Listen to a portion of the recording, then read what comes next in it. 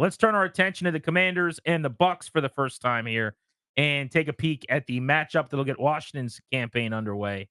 What is your first feel on the Commanders and the Bucks? We're going to open up the phones on this for you guys. We want to hear from our listening audience at 800-636-1067. We want to take your temperature on this Friday. I know people are fired up. I was texting with a buddy who was on a flight leaving today to go to Tampa. I said there was a lot of people wearing burgundy and gold. We want to hear from you, those of you that are still in the area or listening on the Odyssey app. If you're down there getting ready for kickoff in Florida, what are your first feelings when you think about the game? Yeah, I think there's a huge section of this fan base that is kind of, I don't say looking past Tampa, but isn't taking Tampa maybe as seriously as they should. That's not a bad team. I don't think they're great. I don't think they're world beaters. I don't think they're a threat to win the Super Bowl, but they were a playoff team last year. That's pretty much the same roster, and they're decent. They're you can even say they're pretty good. Would you put me in that group when I say there's no reason Washington can't beat them? Like, I don't think the Bucks are bad. I think they're aggressively okay. I think they are a 7 to 9 win team, probably. If you told me they won 10, that wouldn't surprise me.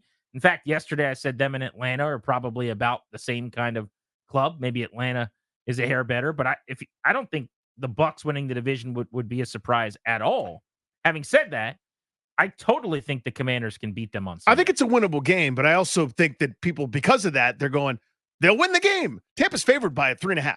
Now, you say what you want about what home field advantage means. Probably 2 points now for being at home. We're going to continue to update our file, by the way, as that number fluctuates. It's going to be hot as hell down there, by the way. So I don't know if that's a factor, good or bad, but it's just going to be. Well, a lot of times with those stadiums in week 1, week 2, when it's super hot in Florida or otherwise, they position the visitor sideline on the side of the stadium.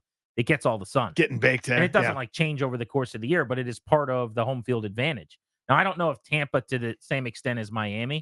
This is like something that's known really well at the Dolphins' place, is the way that stadium's positioned, you bake on the visitor sideline. So like their record when it's over 80 degrees in early September is unbelievable at home. I'm not sure if it's the same in Tampa, but I would imagine you're worse off being there in the heat than you'd be, say, in Chicago or indoors or something like that. Yeah, that's a good point. I haven't thought of it even that level of specificity.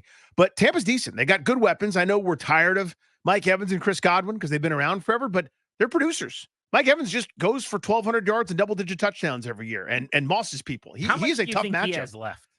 Listen, he's not a burner anymore. He's not deep threat Dave, but he'll go up and get it. Like, he's still a problem. You know what I mean? Like in fantasy, he always gets overlooked, and because the new exciting thing, like, oh, I want Nico Collins, or I'm super excited about, I don't know, fill in this younger wide receiver. I'm betting this guy's bounce back, and there he is, just steady, boring. Mike Evans, 80 catches, 1,200 yards, 11 touchdowns. It's crazy to me that his numbers were as good as they were last year. Like, if you would have asked me sight unseen, 79 grabs for 1,255 and an NFL high 13 touchdowns. Just what he does, man. Kind of a show. It's the third time, by the way, in 4 years he's had 13 or more touchdowns. He's had 12 or more 5 times in his Hall of Fame career. Every year he has gone for 1,000 yards. Nobody's ever done this as long as he has to start a career now for 10 straight seasons. I just view him, though, as almost the consummate, let's get him to 1,000 guy. In the last 2 weeks of the year, he's sitting at around 58 or 60 catches for 850 yards. And the last couple of games, they're just making sure they keep the streak alive. There was a run, remember, where he had 1,006, 1,035, 1,001 yards. So, yeah, he's had some big years sprinkled in, and I would put last year in there. Now, he doesn't scare me as much, although I will tell you, while he's not a lethal weapon that's going to take a catch and go for a touchdown and break tackles or anything, he's more of a catch-and-fall guy at this point.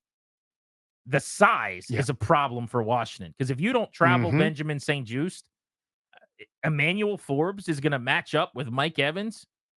That is a center against a point guard. I mean, that just doesn't work. No, it does not. And so I like a lot of this, the personnel that they have in Tampa Bay. Now, I think they're limited because Baker Mayfield's fine. I think they've been lulled into the cult of fine. He had a great year last year. That's as good as it's going to get, and won't get that good again. But offensively, I like Tristan Wirfs a ton. He's one of the dudes I wanted to trade back out of the number 2 spot instead of trading Chase Young to acquire. If possible, guys like that. But that line, I think, is pretty decent. We mentioned Mike Evans an awful lot. Chris Godwin is, again, always injured, always that little flag next to his name, but it's early season. He's as good, kind of a working underneath compliment to Evans. And Rashad White's pretty versatile, good out of the backfield. Not a great explosive runner, but plenty good enough. Offensively, that's a pretty good group.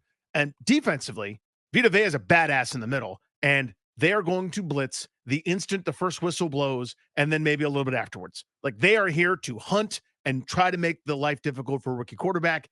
So I'm a little nervous about this. They drafted a second-round pick at defensive end, Logan Hall.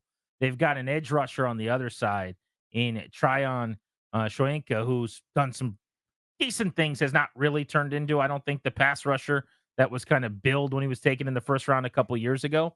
I bring this up because the tackle position's in a bit of flux for Washington. We found out today that the Commanders are going to rotate Cornelius Lucas and Brandon Coleman at left tackle, it sounds like. Basically, Dan Quinn was talking. He was asked, is Brandon Coleman going to start on Sunday? He said he's going to play. And then it came up the probability of a rotation that they both get reps.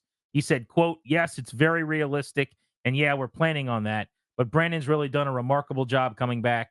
And I would say he was close to being ready for the third preseason game.